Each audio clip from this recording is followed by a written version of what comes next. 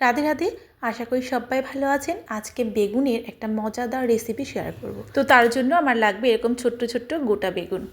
একটা তরকা প্যান বা ছোট্ট কোনো প্যানের মধ্যে একটু তেল নিয়ে তার মধ্যে দিয়ে দিচ্ছি হাফ কাপ বা 2 মুঠ মতো বাদাম, দিয়ে দিচ্ছি 2 চামচ সাদা তিল, হাফ টিস্পুন হিং দিয়ে দিলাম, 2টো কাঁচা লঙ্কা দিলাম, আর দিলাম 1 চামচ কালো জিরে দিয়ে আমি হালকা আঁচে সমস্ত কিছু ভেজে নেব। আর এর মধ্যে মিশিয়ে দিলাম 1 চামচ মতো হলুদ।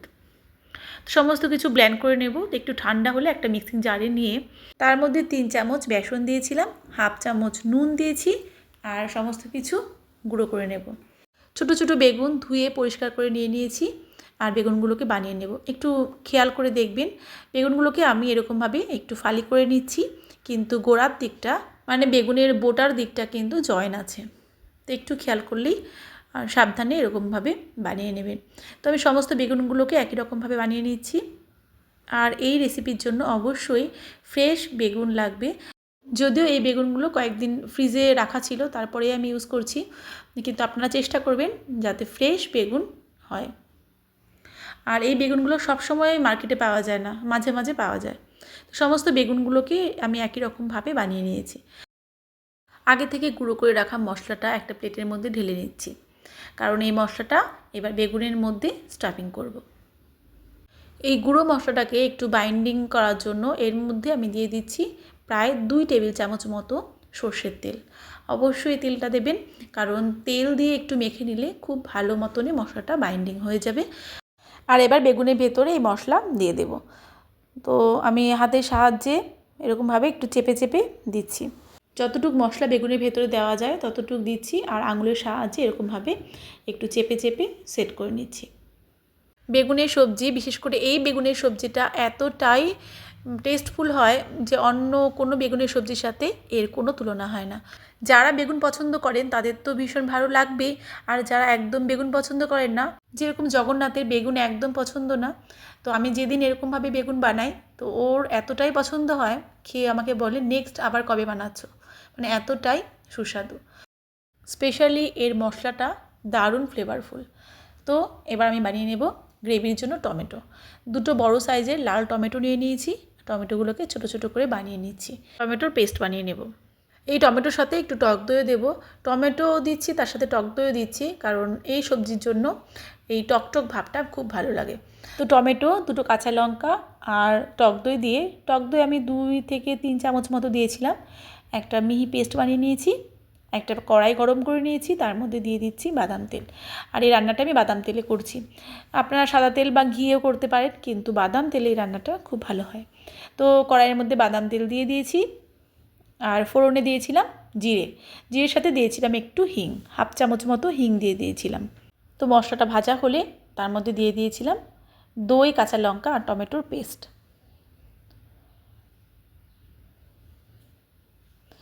আর এর মধ্যে এক এক করে বেসিক মশলা অ্যাড করব।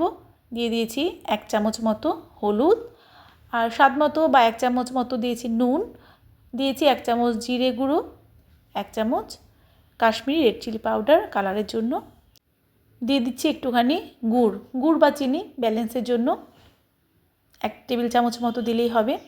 তো সমস্ত মশলাগুলোকে খুব ভালো করে মিশিয়ে একটু ভেজে নেব। যে কোনো গ্রেভির মশলাটা যদি খুব ভালো করে ভাজা হয় তাহলে গ্রেভির আসল টেস্ট পাওয়া যায়। মশলা থেকে তেল বের হওয়া পর্যন্ত মশলাকে খুব ভালো করে ভেজে নেব। বেগুনের ভেতরে স্টাফিং করার জন্য তিল আর বাদাম ভেজে যে মশলা বানিয়েছিলাম, সেই মশলাটা একটুখানি বেঁচে গেছিলো, তো সেই মশলাটাও এর মধ্যে দিয়ে দেব। অবশ্যই এই মশলা কিন্তু এর সাথে অ্যাড করতে হবে, তাহলে গ্রেভির থিকনেস প্লাস এর টেস্ট অনেক গুণ বাড়িয়ে দেবে। ড্রাই মশলা যখন আপনারা বানাবেন একটু বেশি বেশি বানাবেন, তাহলে কি হবে, বেগুনে স্টাফিং করার পরও একটু থাকবে, আর সেটা এই গ্রেভির সাথে মিশিয়ে দেবেন। একটু আদা বাটা এর মধ্যে দিয়ে দিচ্ছি, যেটা আমার আগে দেওয়া হয়নি। তো খুব ভালো করে মশলাটা মিশিয়ে নিচ্ছি। আর দেখুন মশলা কিন্তু ঘন হয়ে গেছে, যেহেতু এর মধ্যে বেসন আছে।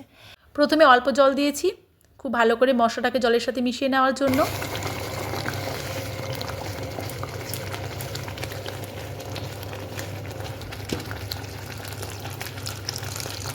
মশলাটা ভালো করে মিশিয়ে নেওয়ার পরে একটু বেশি পরিমাণে জল দিয়ে দেখুন এরকম একটা পাতলা ঘোলের মতো করে বানিয়ে নিয়েছি। আর গ্রেভিটা দেখুন ফুটে গেছে।